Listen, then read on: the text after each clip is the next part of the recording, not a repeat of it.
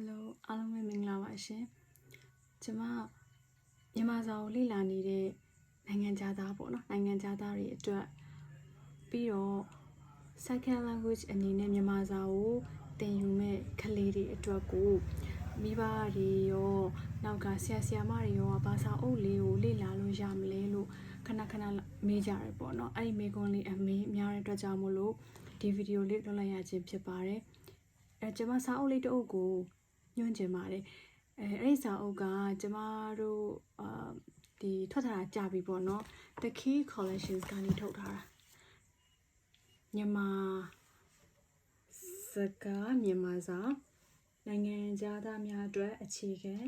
မြန်မာစာဆိုတဲ့စာအုပ်လေး The Key Collection ကနေထုတ်ပြီးတော့ဆရာကြီးမောင်ခင်မင်းတနုပြုစုထားတဲ့စာအုပ်ဖြစ်ပါတယ်အဲ့ဒီစာအုပ်ကလေးရဲ့ထူးခြားချက်တွေကိုဘာကြောင့်ဒီစာအုပ်ကိုရွေးတင်တာလဲဆိုတာလေးကိုကျွန်မတစ်ချက်ချင်းပြောပြပေးမှာဖြစ်ပါတယ်ဒီစာအုပ်လေးမှာအပိုင်း2ပိုင်းပါတယ်ပထမအပိုင်းကကြတော့ဒီစာအုပ်ထဲမှာဒီမြန်မာတရ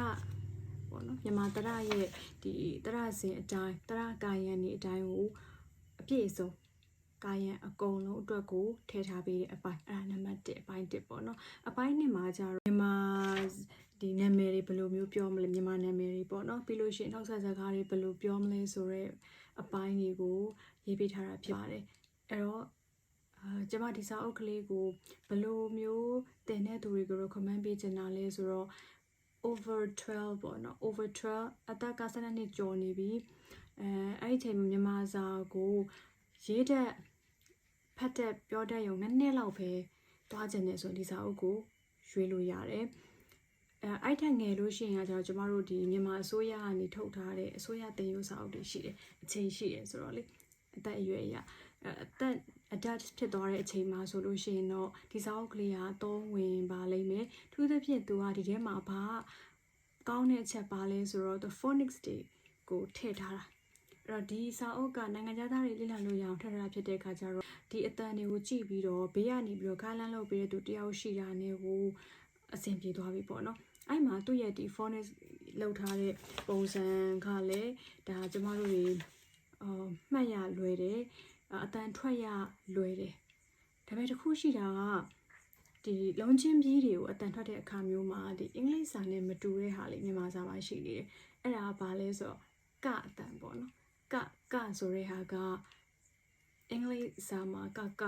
မရှိဘူးခပဲရှိတယ်အနည်းဆုံးอ่ะအဲကျမတို့ဒီမှာမြန်မာစာမှာကျတော့ကရောခရောနှစ်မျိုးစလုံးရှိတယ်အဲ့တော့အဲ့ဒါကိုဘယ်လို symbolize လုပ်ရမလဲဆိုတဲ့ဟာကိုကျမတို့အမြဲတမ်းကလေးတွေသင်တဲ့ခါကျရင်ခေါင်းစားရတယ်ပေါ့နော်ကျမတို့ကခကိုဖော်ပြတဲ့ခါမှာကျမတို့က KH နဲ့ပုံမှန်ဖော်ပြနာမည်ဆိုလို့ရှိရင်ခင်ပေါ့ဒါပေမဲ့ဒီစာအုပ်မှာကျတော့ဆရာကြီးက K ကိုကအတွက်ကိုဖော်ပြပြီးတော့ခအတွက်ကိုK မှာအပေါ်မှာဒီ apostrophe ပုံစံလေးနဲ့သူဖော်ပြလိုက်တယ်ဆိုတော့တဘောကတော့အဲ့လိုမျိုး apostrophe ပုံစံလေးကဟာတန်ပေါင်းတဲ့ဟာမျိုးလေးတွေမှာသူဆရာကြီးထည့်ပေးထားတယ်ဥပမာအားဖြင့်ပြောရလို့ရှိရင်ဘယ်လိုမျိုးလဲဆိုတော့တာဝင်းပူနဲ့ထားစင်တူပေါ့နော်တာဝင်းပူဆိုလို့ရှိရင်တက်မြန်မာစကားမှာတက်ဆိုတဲ့အတန်ထွက်တာဒါပေမဲ့အဲ့တက်ကအင်္ဂလိပ်စာမှာမရှိနေဘူးအဲ့ဒါကျမတို့ letter T နဲ့ဖော်ပြမယ်ပေါ့တက်ကိုဒါဆိုရင်အင်္ဂလိပ်စကားရ letter T ကကျတော့တက်အတန်မဟုတ်နေဘူးထအဲ့ကျမတို့ကတာဝင်းပူနဲ့ထားစင်တူနဲ့ကိုဘယ်လိုမျိုးစလုံးဘယ်လို symbol နဲ့ဖော်ပြမလဲဆိုတဲ့အခါမှာဆရာကြီးကတာဝင်းပူကို letter T သုံးလိုက်ပြီးတော့ထားစင်တူကိုကြတော့ letter T ပေါ်မှာ apostrophe ပါတဲ့ပုံစံလေးကိုဒီထဲမှာတွေ့ရပါလိမ့်မယ်ဒါဆိုရင်အဲ့ဒီပုံစံအတိုင်းကိုကျမတို့ကပဆောင်နဲ့ဖောက်ထုတ်မှလည်းအဲ့လိုမျိုးပဲလောက်ထားပါလိမ့်မယ်ဒါလေးတွေကိုအရင်ဆုံးလေ့လာဖို့လိုတယ်ဒီစာအုပ်မှာဒီဟာကိုလေ့လာပြီးသွားပြီဆိုတော့မှသူကဘာတွေနောက်မှထပ်ပြီးတော့ပါလဲဆိုတော့ဘီးတွဲတွေဆိုရင်ဘယ်လိုမျိုးအတန်ထွက်မလဲပြီးရင်တရတွေဆိုလို့ရှိရင်ဘယ်လိုလုပ်မလဲဒီလိုမျိုးလေးတွေကျမတို့တွေ့ရမှာဖြစ်ပါတယ်ဒီစာအုပ်ကလေးကမှတ်ရတာအဆင်ပြေတယ်မှတ်ရတာအဆင်ပြေတယ်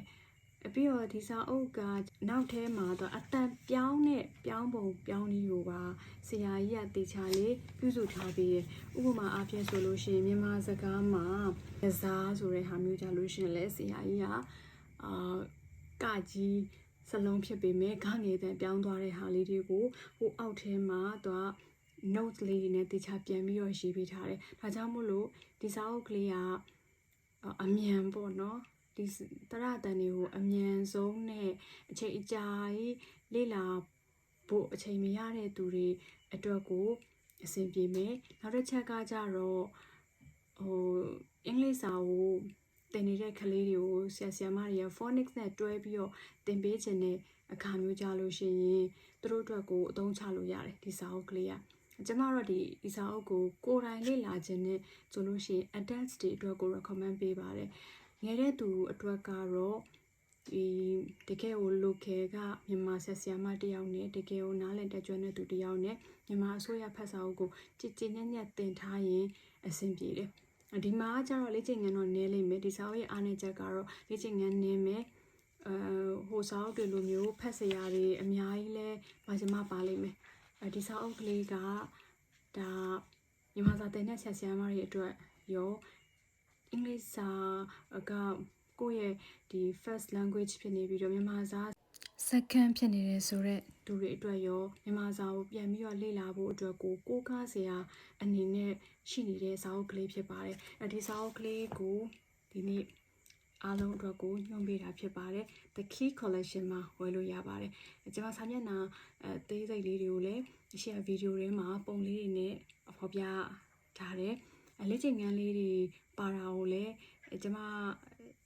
ဒီမှာပြထားပေးတယ်ပေါ့နော်ဒီစာအုပ်ကလေးက